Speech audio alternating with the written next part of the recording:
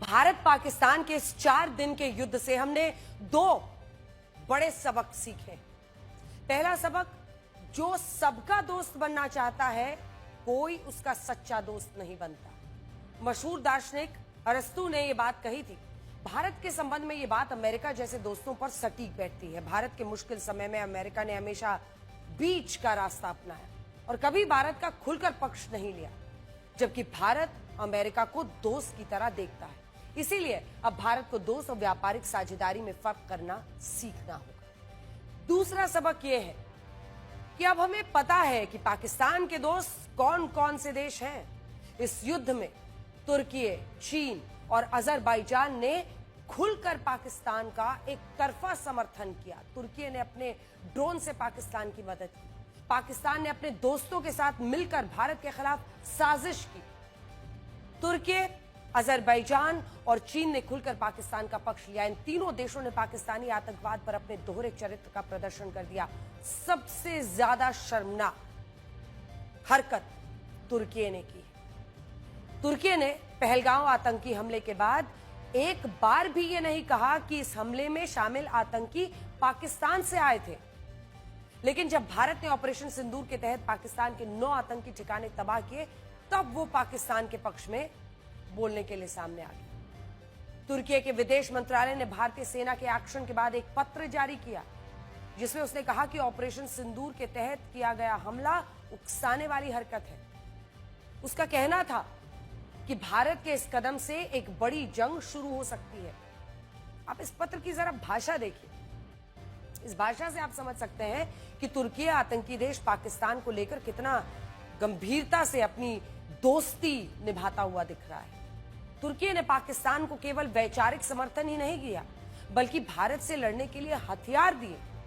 ये वही तुर्की है जिसके बुरे वक्त में भारत ने दिल खोलकर उसकी मदद की। सबसे पहले याद कीजिए, वर्ष 2023 जब तुर्की में रिक्टर स्केल पर 7.8 तीव्रता का भूकंप आया, तब भारत उन देशों में शामिल था जिसने सबसे पहले उन्हें मानवीय मदद भेजी।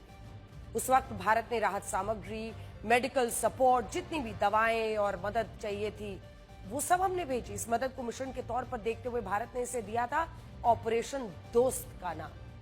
आप सोचिए, भारत तुर्की के बुरे समय में उसके साथ खड़ा था, उसे दोस्त की तरह देख रहा था, वहां के लोगों की मदद कर रहा था। लेकिन आज वही तुर्की भारत के खिलाफ खड़ा है।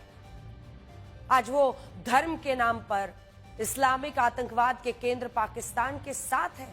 उसने अपने हथियारों से भारत पर हमले करवाए। भारत पर 8 और 9 मई की रात को 350 से ज्यादा ड्रोन्स ने हमला हुआ था और पाकिस्तान को ये ड्रोन्स तुर्की की तरफ से ही मिले थे। भारत पर हुए ये ड्रोन हमले तुर्की की सेना की निगरानी में किए गए थे। यानी जिस वक्त तुर्की के आत्मघाती ड्रोन से हम पर हमले हो रहे थे, उस वक्त तुर्की के सैन्य अधिकारी पाकिस्तान के सैन्य कमांडर सेंटर में मौजूद थे। तुर्की ने पाकिस्तान को ड्रोन्स उड़ाने और भारत के रिहायशी इलाकों पर हमले करने की बाकायदा ट्रेनिंग दी थी। पाकिस्तानी सेना को आत्मघाती ड्रोन्स ऑपरेट करने आते नहीं थे। तुर्की ने इसमें भी मदद की। तुर्की के 2 ड्रोन ऑपरेटर्स पाकिस्तान में भेजे गए थे। यानी वो सीधा अपने लोगों को भारत के खिलाफ जंग में उतार रहा था। इन लोगों ने पाकिस्तानी सेना को ड्रोन हमले की ट्रेनिंग दी। हालांकि तुर्की की यह चाल कामयाब नहीं हुई। भारत ने उन तमाम ड्रोन्स और टर्किश ड्रोन्स को सब कुछ मार गिराया। भारत ने उन ड्रोन्स और ड्रोन ऑपरेटर्स सभी को मार गिराया। इस युद्ध में पाकिस्तान ही नहीं, उसके दोस्तों ने भी अपनी असलियत दिखा दी। इसीलिए सरकार ने भारत में तुर्की के सारे न्यूज चैनल TRT वर्ल्ड का X अकाउंट बंद करवा दिया, ताकि वो भ्रम न फैला पाए। इस कदम को भारत की नाराजगी के तौर पर देखा गया है। भारत सरकार ने अपने स्तर पर तुर्की और अजरबैजान को एक संदेश देने की कोशिश की, लेकिन भारत के लोग पाकिस्तान के दोस्तों पर हमला बोल चुके हैं। भारतीय सैलानियों और ट्रैवल एजेंसियों ने तुर्की और अजरबैजान पर टूरिज्म स्ट्राइक कर दी। इस वक्त सोशल मीडिया पर बॉयकॉट तुर्की, बॉयकॉट अजरबैजान टॉप ट्रेंडिंग में चल रहा है। यानी लोगों ने तय किया है वो खड़े रहेंगे अपनी सेना के साथ। वो भारत के दुश्मनों का साथ देने वाले देशों में पैसा बर्बाद नहीं करेंगे। ट्रैवल एजेंसीज ने भी तुर्की और अजरबैजान के लिए बुकिंग बंद कर दी है। EaseMyTrip, ixigo, Cox and Kings और इंडिया एंड द वर्ल्ड जैसे ट्रैवल एजेंसियों ने तुर्की, अजरबैजान और चीन के लिए ट्रैवल बुकिंग्स बंद कर दी हैं। इसके अलावा भारत में मौजूद गोवा विलास जैसे होटल्स ने तुर्की और अजरबैजान के नागरिकों के लिए अपनी बुकिंग बंद कर दी है। ये लोगों ने किया है, ये उनकी तरफ से एक टूरिज्म स्ट्राइक है। इन ट्रैवल एजेंसियों ने पहलगांव हमले के बाद पाकिस्तान का समर्थन करने की वजह से ये फैसला लिया है। देखिए, travel to Turkey and Azerbaijan बहुत तेजी से ग्रो हो रहा था। लास्ट ईयर लगभग 2.5 लाख लोगों ने टर्की विजिट किया था एंड 2.3 लाख लोगों ने अजरबैजान विजिट किया था। और अगर आप एवरेज भी पकड़े 50-60 हजार रुपए हर सैलानी वहां पे जाके खर्चा करता है, तो हम टोटल मिला के 3,000 करोड़ की बात करें। ये टोटल अमाउंट 3,000 करोड़ से ज्यादा का होता है और ये डेंट टर्की को, अजरबैजान को जरूर मजबूर कर देगा टू इंट्रोस्पेक्ट। प्लस मैं ये भी कहना चाहूंगा कि टर्की और अजरबैजान के साथ में और भी बहुत सारे ट्रेड होते हैं, सिर्फ टूरिज्म का ट्रेड नहीं होता है। Nation comes first and business comes later and we should not, हमें उन कंट्रीज को पैसा नहीं देना चाहिए, उन कंट्रीज को बिजनेस नहीं देना चाहिए जो कंट्री हमारे ही यहाँ पे अपने ड्रोन्स भेजकर पाकिस्तान को सप्लाई करके हमें ही मारने की कोशिश। ट्रैवल एजेंसियों का कहना है कि भारतीयों का पैसा एक ऐसे देश पर खर्च नहीं होना चाहिए जो भारत के खिलाफ है। तुर्की, अजरबैजान के बजाय भारतीय सैलानियों को ग्रीस, आर्मेनिया, फ्रांस जैसे देशों की सैर करने की सलाह दी गई है और इसके अच्छे ऑफर्स भी दिए जा रहे हैं। आपको आज ये भी पता होना चाहिए कि भारतीयों के बीच तुर्की और अजरबैजान को लेकर पनपा गुस्सा इन देशों के लिए कितना घाटे का सौदा साबित होने वाला है। बड़ी संख्या में भारतीय सैलानी तुर्की, अजरबैजान घूमने के लिए जाते हैं, अपने लाखों रुपए इन देशों में खर्च करते हैं। साल 2024 में 3,30,000 से ज्यादा भारतीय तुर्की में छुट्टियां मनाने गए थे, जबकि साल 2023 में यह संख्या 2,74,000 थी। यानी एक साल में तुर्की जाने वाले भारतीय सैलानियों की संख्या करीब 21% बढ़ी थी। अब क्या होगा? इसी तरह से अगर आप देखें, पिछले साल 2,43,000 से ज्यादा भारतीय अजरबैजान घूमने गए थे, जबकि 23 में यह संख्या करीब 1,20,000 थी। यानी एक साल में अजरबैजान जाने वाले सैलानियों की संख्या में 108%, 108% की बढ़ोतरी हुई थी। तुर्की और अजरबैजान जाने वाले भारतीय घूमने फिरने पर लाखों रुपए खर्च करते हैं। एक डेटा बताता है, तुर्की और अजरबैजान में भारतीय सैलानी औसतन 1 लाख रुपए प्रति व्यक्ति खर्च तक करते हैं और इस तरह से पिछले साल इन दोनों देशों में भारत के लोगों ने करीब 4,000 करोड़ रुपए खर्च किए थे। सोचिए आप, पिछले 2 सालों में भारतीयों ने सिर्फ तुर्की और अजरबैजान में खर्च किया 4,000 करोड़ रुपया। आप सोचिए कि तुर्की और अजरबैजान को भारत के लोग टूरिज्म के नाम पर 4,000 करोड़ रुपया सालाना दे रहे हैं और ये दोनों देश पाकिस्तान की मदद कर रहे हैं और पाकिस्तान उनकी मदद के दम पर भारतीयों का खून बहा रहा है।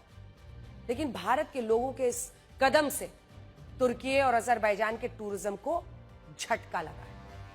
7 मई के बाद से तुर्की जाने वाले पर्यटकों में 22% से 60% तक और अजरबैजान जाने वाले पर्यटकों में 30% तक की कमी आई है।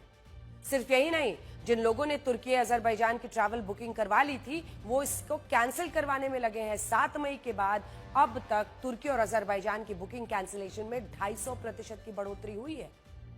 यानी भारतीयों ने ठान लिया है कि वो अब अपने पैसे तुर्की, अजरबैजान से भारत विरोधी देशों पर खर्च नहीं करेंगे।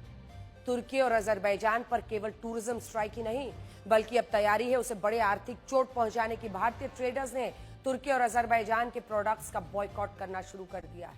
क्या आपको पता है कि पाकिस्तान ने तुर्की से ही ड्रोन्स क्यों लिए थे? पाकिस्तान ने तुर्की से ड्रोन्स इसलिए खरीदे क्योंकि वो हलाल ड्रोन्स थे। ये सुनने में अजीब लग रहा है, लेकिन तुर्की अपने हथियारों की मार्केटिंग ही इसी तर्क पर करता है कि उसके हथियार हलाल हथियार हैं। अपने हथियारों पर धर्म का चोला डालकर वो दुनिया भर के इस्लामिक देशों को अपने हथियार बेचता है। इसी मार्केटिंग स्ट्रैटेजी के आधार पर तुर्की ने Pakistan, Maldives, Bangladesh, Malaysia, Indonesia, Morocco, Djibouti, Somalia, Rwanda जैसे इस्लामिक देशों को अपने हथियार बेचे हैं। तुर्की हथियारों के बाजार का एक बहुत बड़ा खिलाड़ी बनना चाहता है।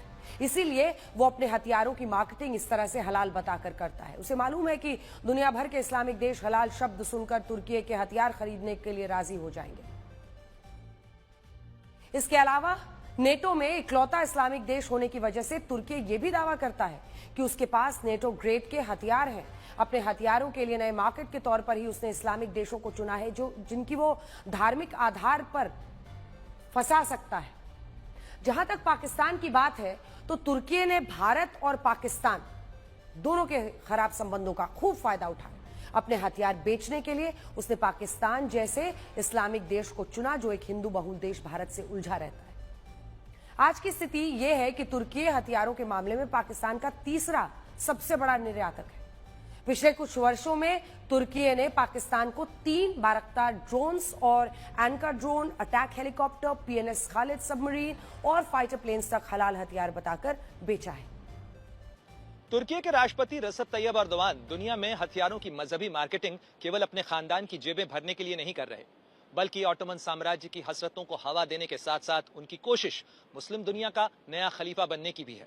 इसीलिए वो तुर्की का सियासी ताना बाना भी बदल रहे हैं और अपने हथियार मुस्लिम मुल्कों में बेच रहे हैं।